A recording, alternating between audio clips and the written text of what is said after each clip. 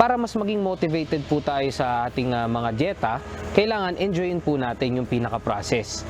Ang mga dalas po kasing pagkakamali ng maraming mga kababayan po natin ay yung crash dieting na tinatawag, kung saan gusto nilang mabawasan yung timbang po nila ng mabilis. Ang goal nyo ba sa taong ito ay mag-diet? Napakahalaga na naka-mindset ka kung ikaw ay nakaplanong magbawas ng timbang.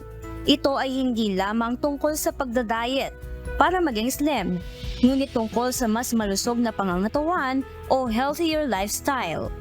Ang cycle ng pagsisimulang mag-diet, pagkatapos ay bumabalik sa dating gawi, at muling pagtaba ay pangkaraniwang nangyayari sa maraming tao. Ito ang tinatawag na yo-yo dieting, at maaari itong makapinsala sa parehong pisikal at mental na kalusugan. So ang nangyayari, tinatanggal nila yung mga pagkain na nai-enjoy nila dati. Ngayon, pagka na-reach nila yung goal weight po nila, bumabalik sila dun sa mga nakasanayan nila dati. Kaya po hindi nagiging sustainable yung pinaka-diet po nila. Ngayon, kung tatanungin po ninyo anong pinakamabisang diet, ang pinakamabisang diet is yung ating mismong nakasanayan. Hindi rin makakabuti na sa iyong pagdadayet ay hindi masasapatan ang sustansyang kinakailangan ng iyong katawan kung ikaw ay kumakain ng mga unhealthy foods. Ngunit paano nga ba ang tamang paraan? Narito ang ilang tips mula sa mga eksperto para maiwasan ang yo-yo dieting at matulungan ka sa pagbabawas ng iyong timbang. Set realistic goals. Losing 1 to 2 pounds per week ay healthy at achievable goal. Huwag maghangad ng quick fixes o matinding pagbaba ng timbang sa maikling panahon.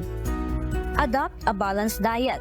Instead na bawasan ang pagkain ng marami, magbalanse ng dieta kung saan may iba't ibang variety ng nutrients. Ito ay makakatulong na mas satisfy ang ating cravings. Regular exercise. Isama ang physical activities sa iyong pang-araw-araw na gawain. Maaari itong maging kasing simple ng paglalakad sa paligid ng bloke o isang klase ng sayaw. Maghanap ng isang bagay na iyong kinagigiliwan.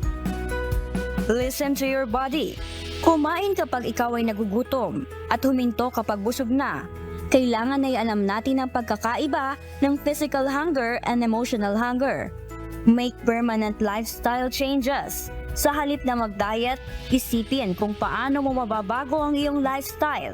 Maaaring kabilang dito ang pagluluto sa bahay ng mas madalas, pagkain ng mas maraming prutas at gulay, o bawasan ng pagkain ng mga processed food. Stay hydrated. Uminom ng maraming tubig na makakatulong upang maiwasan ang nararamdamang gutom at maging hydrated. Get support. Ito man ay isang dietitian, a supportive friend, or a weight loss group. Ang pagsama sa mga taong makakaunawa ng iyong journey ay malaking pagkakaiba. Be patient. Weight loss takes time. Huwag tayong ma-discourage kung hindi pa natin nakikita agad ang resulta. Tandaan na ito ay mahabang proseso ng pagbabago. Ngayon, ano ba ibig kong sabihin? Imo-modify po natin yung diet natin. Hindi po tayo mag-aalis ng mga bagay kung tayo po ay isang healthy individual. Hindi po natin aalisin totally yung mga comfort foods po natin. Yun po kasi ang number one na dahilan kung bakit hindi po nagiging sustainable yung diet ng isang individual. Tandaan, ito ay hindi lamang tungkol sa pagbabawas ng timbang, kundi sa pagkakaroon ng mas malusog na pangangatawan.